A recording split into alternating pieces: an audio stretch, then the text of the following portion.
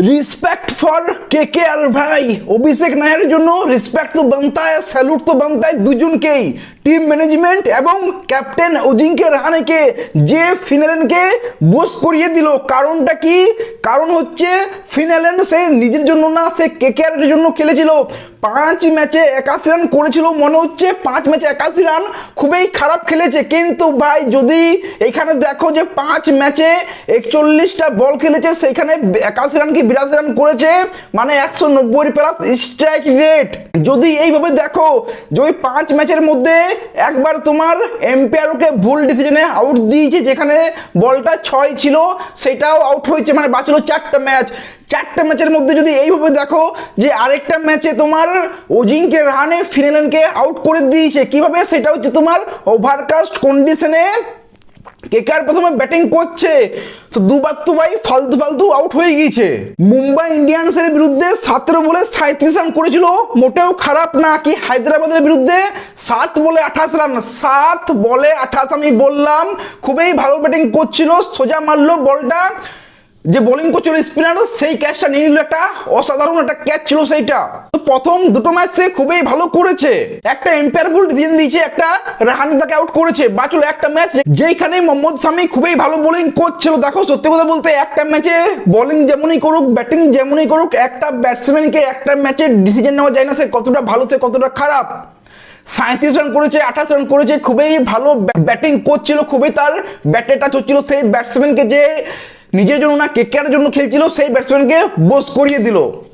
আর open করতে কে এলো? ফিনালেনের জায়গায় টিম সাইফাট এবং সুনীল নারায়ণের জায়গায় আমাদের ক্যাপ্টেন অজিঙ্ক্য রাহানে।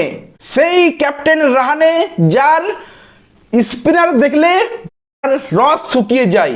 আকিলা হোসেনকে দেখলে সে ব্যাট করতে আসে না, ওপেনিং এ সুনীল নারায়ণকে পাঠিয়ে দেয়। সেই সুনীল নারায়ণ যে খুবই ভালো পারফরমেন্স করছে, তাকে 9 নম্বরে পাঠিয়ে দেয়। যেই পেস বোলিং আসে সেই চলে আসে ওপেনিং ব্যাট করতে, এবং পাওয়ার প্লেটা ভালো করলেও শেষের দিকে পাওয়ার প্লের পর তার স্ট্রাইক রেট চলে আসে 115-তে। সেই রাহানে যে তোমার টিমের জন্য খেলে না, নিজের স্বার্থপর সেলফিশ নিজের জন্য খেলে। সেই রাহানে আমাদের ক্যাপ্টেন। শুভমন গিল, শ্রেয়স আইয়ার সবকে ছেড়ে দিয়ে এই রাহানে আমাদের ক্যাপ্টেন, কেকেআর দলের ক্যাপ্টেন রাহানে, স্বার্থপর, এই সেলফিশ। 2018-তে গৌতম গম্ভীর 5টা টানা ম্যাচ হেরে যায়। আই থিঙ্ক 6টা ম্যাচ ছিল, একটা জিতেছিল, 5টা ম্যাচ হেরেছিল। গৌতম গম্ভীর বলল আমি ক্যাপ্টেন্সি করবো না ভাই। ওর লজ্জা লাগছিল যে 5টা তো ম্যাচ হেরেছিলাম, কিন্তু ওটা গৌতম গম্ভীরের জন্য কত বড় একটা বিশাল বড় ব্যাপার যে আমরা 5টা ম্যাচ হেরে গেছি, আমি আর ক্যাপ্টেন্সি করবো না। সেইখানে রাহানে পরপর একের পর এক ম্যাচ হেরে যাচ্ছে। দোষটা কার? আমরা ব্যাটিং করতে পারছি না, আমরা বোলিং করতে পারছি না, আমরা ফিল্ডিং করতে পারছি না, আমরা খুবই ক্লোজ এসে গিয়েছিলাম কিন্তু জিততে পারলাম না একটুর জন্য। এর পরের ম্যাচটা যদি হেরে যায় না, তো কি বলবে জানো? মুস্তাফিজুর রহমান ছিল না, হর্ষিত রানার চোট, আমাদের কেউ অ্যাভেলেবেল ছিল না, পাথিরানা আসছে না, দোষটা ওদের হয়ে যাবে তখন। আমি সিরিয়াসলি বলছি, এটা তোমার গৌতম গম্ভীর হয়তো, গৌতম গম্ভীর কেন বলছি, রাহানে বলতে পারে নেক্সট ম্যাচটা হারার পর ওর কোনো বিশ্বাস নেই ভাই, ওর পুরো কনফিডেন্সে আছে যে আমি ভালো করছি, আমি ব্যাটিং ভালো করছি, আমি ক্যাপ্টেন্সি ভালো করছি, আমি সব কিছু ভালো করছি। প্লেয়াররা খেলতে পারছে না, প্লেয়াররা ব্যাটিং করতে পারছে না, প্লেয়াররা বোলিং করতে পারছে না, প্লেয়াররা কিছু করতে পারছে না, আমি সব কিছু ঠিক করছি। দেখো ভাই, শাহরুখ খান 2011-তে একটা ডিসিশন নিয়েছিল, যেখানে তোমার আমাদের দাদা সৌরভ গাঙ্গুলিকে ক্যাপ্টেন্সি থেকে হাঁটিয়ে দিয়েছিল। তখন আমিও অনেক কিছুই বলেছিলাম, তখন তো ইউটিউব করতাম না, কিন্তু তখন অনেক কিছু বলেছিলাম। কিন্তু পরে দেখলাম যে ডিসিশনটা ঠিক। গৌতম গম্ভীরকে ক্যাপ্টেন করেছিল, কেকেআর জিতেছিল, সেই বছর চ্যাম্পিয়ন হয়েছিল। 2024-এ আবার গৌতম গম্ভীরকে অ্যাজ এ কোচ নিয়ে আসে, কেকেআর আবার চ্যাম্পিয়ন হয়, শ্রেয়স আইয়ার ক্যাপ্টেন ছিল। শাহরুখ খান এই দুটো ডিসিশন নিয়েছে, আর কোনোদিন সে কেকেআরে ইন্টারফেয়ার করেনি, যেটা আমি বলবো খুবই একটা ভালো জিনিস। প্রত্যেকটা টিমকে এরকম একটা ওনার, এরকম একটা মালিক পাওয়া উচিত যে তোমার ইন্টারফেয়ার করবে না, কারণ ক্রিকেটাররা বেশি বুঝে ক্রিকেট, অ্যাক্টাররা না। ওদের কাজে পয়সা দিচ্ছি, তোমরা এবার বুঝে নাও ভাই। এইটার জন্য শাহরুখ খানকে রেসপেক্ট করি ভাই, যে ইন্টারফেয়ার করে না, কিন্তু যখন করে সাকসেসফুল হয়েছে।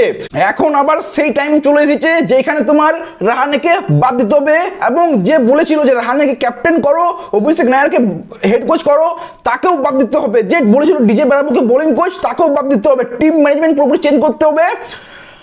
রাহানেকে সবচেয়ে প্রথমে রাহানেকে বাদ দাও, কোনো কাজের নেই।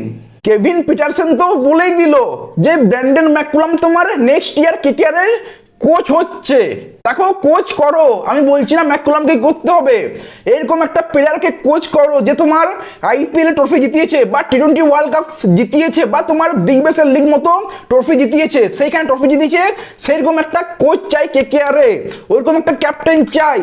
আমার মনে হয় ক্যামেরন গ্রিন সবচেয়ে বেস্ট অপশন আছে, যদিও আমি ক্যামেরন গ্রিন আমার ফেভারিট প্লেয়ার নয়, কিন্তু আমি বলবো ক্যামেরন গ্রিন খুবই একটা ভালো চয়েস ক্যাপ্টেন্সির জন্য এই বছর।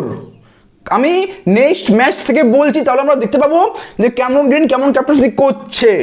আর না হলে নেক্সট ইয়ার যদি পারা যায় সম্ভব জয়সওয়ালের মতো প্লেয়ারকে, দেখো চেষ্টা করো যদি পাওয়া যায়, তো যেটা হবে না জানি, কিন্তু যদি পাওয়া যায়। আর যখন ক্যামেরন গ্রিনের কথা বলছি তখন ভাই এই ম্যাচেও তোমার ক্যামেরন গ্রিন স্ট্রাগলিং করছিল, 28 বলে 27 রান করে খেলছিল এক সময়, এরপর থেকে মারতে শুরু করে খুবই ভালো, স্পেশালি তোমার রাশিদ খানকে তো ভাই ছাড়ে না, রাশিদ খানকে প্রচুর মারে, ইভেন সব বোলারকেই মারতে শুরু করেছিল। প্রথমে 28 বল স্ট্রাগল করলেও সে তারপর পুরো ডমিনেট করছিল, 12 রান রেট নিয়ে যাচ্ছিল ভাই, কেকেআর এর হয়ে 12 রান রেট যাচ্ছিল কেকেআর এর, যেটা মিডিল ওভারে আমরা কোনোদিন দেখিনি এই বছর আইপিএলে, যে 12 রান রেট তোমার মিডিল ওভারে নিয়ে গিয়েছে কেকেআর এর দল, এইবার গতকাল যাচ্ছিল 12 রান রেটে।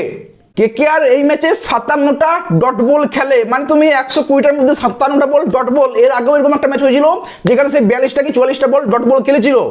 তো তুমি যদি 20 ওভারের ম্যাচে 10 ওভার ডট বলই খেলে নাও, তাহলে খেলবেটা কি? তাও আমরা 180 রান করলাম, এটাই মানতে হবে ক্যামেরন গ্রিনের পাওয়ারটা কোথায়, আমাদের কেকেআর দলের প্লেয়ারদের পাওয়ারটা কোথায়, যে আমরা 10 ওভার ডট বল খেলেও অলমোস্ট 10 ওভার ডট বল খেলেও 180 রান পর্যন্ত করছি।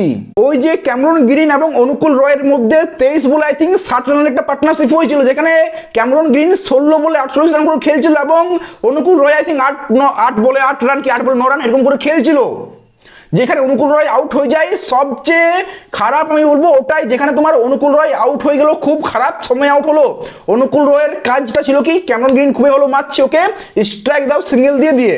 তো যাই হোক চলো একটা মানতে পারি যে অনুকূল রয় নতুন প্লেয়ার, এক্সপিরিয়েন্স নেই, কিন্তু রিঙ্কু সিং কি করলো ভাই, ওর তো এক্সপিরিয়েন্স আছে, ওরকম একটা বাজে শট খেলে কেন আউট হলো, ও তো সোজা খেললে বলটা সিঙ্গেল হতো লগনে, ওইখানে সে রিঙ্কু সিংও আউট হয়ে যায়।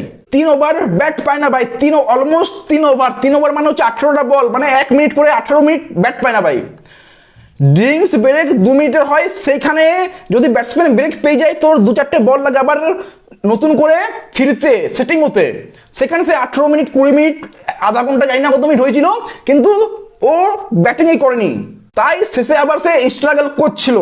দেখো ভাই এই টিমে রাহানে রঘুবংশী এই দুজনের মধ্যে একজন খেলবে, এবং রমনদীপ এবং রিঙ্কু সিং এই দুজনের মধ্যে একজন খেলবে, কারণ এই সবারই একই কাজ, যেমন রাহানে খেলে সেরকম তোমার রঘুবংশী খেলে, যেমন রিঙ্কু সিং খেলে সেরকম তোমার রমনদীপ খেলে, দুজনে ওই 7-8 বলের প্লেয়ার, যে তোমার 3-4টে 6 মেরে দেবে, এটা তো বুঝতে পারছি আমরা রিঙ্কু সিং এবং রমনদীপের খেলা দেখে। রমনদীপ একটা বেনিফিট পাচ্ছে যে বোলিংটাও করে দিচ্ছে, কিন্তু ভাই ওর উপর যা কেকেআর বিশ্বাস দেখাচ্ছে ওর বোলিং নিয়ে ভুলে যাও।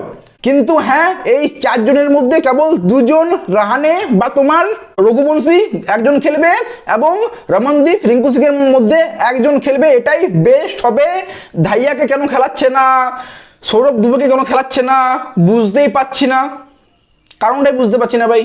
আমি আজকেও সেম কথা বলছি, যদি নেক্সট বছরের জন্য ভাবছো প্ল্যানিং করছো, তাহলে নেক্সট ম্যাচ থেকে রাহানেকে বোস করিয়ে দাও এবং নতুন একটা ক্যাপ্টেন নিয়ে আসো, সেটা তোমার রঘুবংশী থেকে, গিরিন থেকে, তোমার যাকে ইচ্ছে, বরুণ চক্রবর্তী, রিঙ্কু সিং, তোমার যাকে ইচ্ছে একজন নতুনকে চান্স দাও, যার উপর তোমার ভরসা আছে যে সে প্রত্যেকটা ম্যাচ খেলবে এবং ভালো পারফরমেন্স দেবে, সেই বোলারকে, সেই অলরাউন্ডারকে, সেই ব্যাটসম্যানকেই তুমি ক্যাপ্টেন্সি দাও।